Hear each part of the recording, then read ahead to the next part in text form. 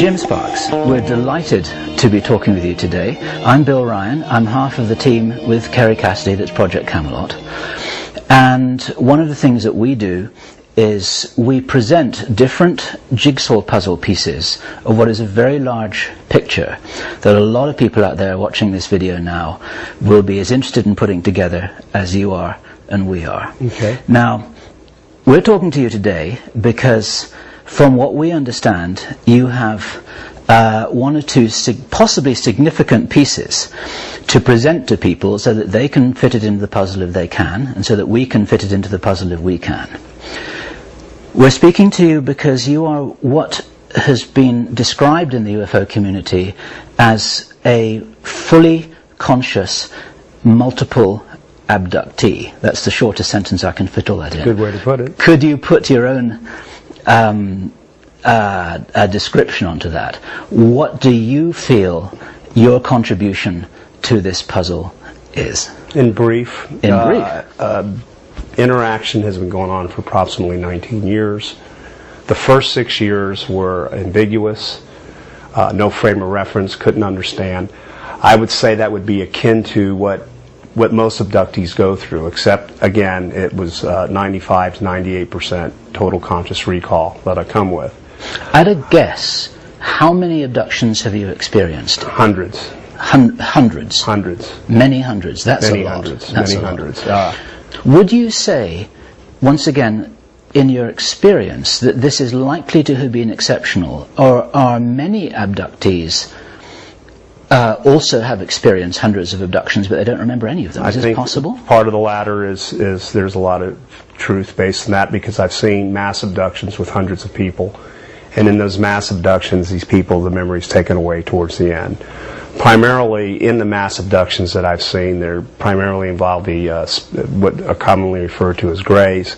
They're getting environmental lessons. That's over a 19-year period. What do you mean environmental lessons? What do you mean by that? An awareness of the acute situation we're in with the environment. Primarily what they do in these abduction scenarios, particularly the mass ones, with this particular agenda, which is global, is to heighten the awareness of how beautiful the planet is and how beautiful the planet was by different sorts of frames of pictures for them to get. And then they gradually turn sour as to what we're doing to the planet. They're informed that the planet is dying. And I believe they're also getting, as what I know I've gotten, an assignment, so to speak. You don't have to do it. They receive this assignment in the subconscious and in the conscious frame of mind. The conscious frame memory is taken away before they go back. I think it'll reach the point of critical mass globally with this message, whereas as they go around their normal life, some may have fragmented memories of the abductions, some may not have any at all. We're talking tens of thousands, hundreds of thousands, or maybe even into the millions or more people globally. Globally. But it'll get to the point where it's critical mass, where if the timing's just perfect, I think a lot more memory will start coming out as to what they're supposed to do. So there seems to be a drive with abductees. Is this part of a long-term program? Yes. A major long-term program? Yes. One particular agenda, yes.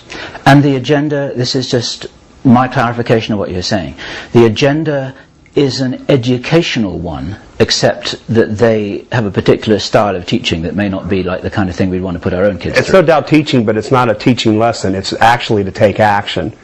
And see, now I've seen this flower in myself with consciousness of what's going on. I've seen this flower in an individual that I happened to see and interact with intimately on board for a couple hours, and then seeing this individual here at home over the years, getting this environmental message the way the rest of them did, not commenting on, I know who he is, and we befriended each other, and I can go on with that, but we're friends. And even though he had no memory of his experience, you kept quiet about it, noticing what had happened, and then you saw him change his attitudes, change his behavior, start to take action with certain projects. Absolutely. You saw, which was exactly what their program was designed for. And then, interestingly enough, there were innuendos throughout the early stages of our interaction here, where he did share with me, I remember this, or I got this, or he had fragmented memories like most abductees, and I had to bite my tongue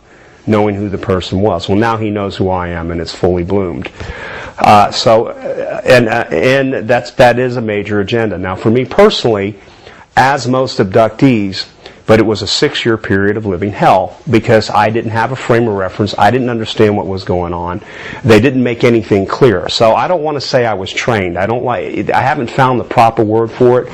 Kind of like an alien boot camp. I'm not going to go into long. Indoctrinated? Would that be? That would be, yes. So you know how to behave. Okay. And bottom line, because you're dealing with creatures that are non-human intelligence. And just they're 10 to 100 times faster than the mind. They got the high technology. They can travel time. They can go span the universe with no time passing. They can work with other dimensions. And these people or beings are so far removed from what we are, particularly socially, and they definitely don't have any social skills as far as we're concerned. They traumatize you. Interaction is trauma in every way, shape, and form. It's a better thing that the memory's taken away from people, and maybe it comes back to them slowly so they can cope and deal with it. But in that first 6 years, it was ambiguity, paradox, learning symbols, and the point there is I had no frame of reference or understood what was going on. The second set of 7 years, was when I was turned loose on board, where I got to see agendas. And now I knew how to behave. A, I wasn't going to kill them. B, I wasn't going to go around tearing up the ship. C, I wasn't going to be disruptive. I wasn't going to, as I was those first 6 years. If I was paralyzed for the most part. So now I got to see things that they were doing. This is very strange because it's like after this time, after you had been a rebel in their terms, it's like you didn't want to cooperate. You were yelling and screaming at them. You were angry. You were outraged that these things were happening to you against your will. But then they seemed to take you into their confidence, almost to help them with their program. I mean, this is a paradox. Yeah, but it was necessary. I mean, you really, when I'm not justifying them. I don't claim, and you've heard me say this before, and I'm going to say it now, I don't claim to embrace alien culture. I have a healthy suspicion of all their motives at all times. I don't just swallow it and say that's how it is, but I let it play itself out. That's the only wise thing to do. What I'm finding is it is playing itself out, and I am seeing signs, and they are positive, they're not negative.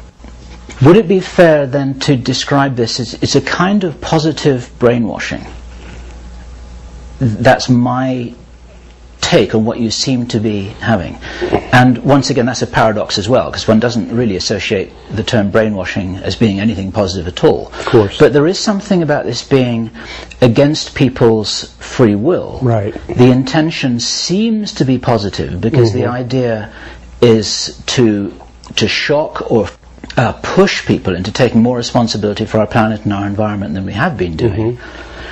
Is this just because they're purely altruistic, or is there some self-interest involved? Well, there's definitely self-interest, and it's definitely beneficial to us, but addressing the brainwashing aspect of it, clearly it's there. Clearly it's forced upon one. Now, that's something that took me several years to grasp why it had to be that way, because they are so far removed from what we are. We're talking about species of non-human intelligence that are literally thousands of years, in some cases, ahead of us technically, thousands of years ahead of already figuring things out, and who have evolved. They've joined, so to speak, the galactic neighborhood.